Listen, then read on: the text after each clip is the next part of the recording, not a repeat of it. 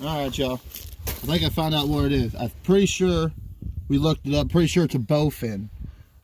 In our state, it does not say to kill them like it does to say to kill the snakeheads. I believe that's what that is. If y'all do me a favor, comment down below. Let me know.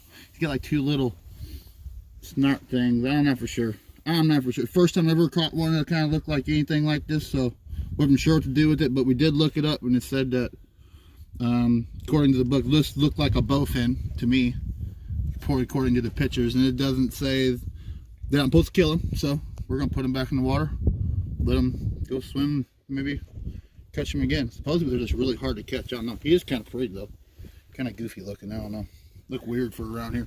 Anyway, sorry, bud.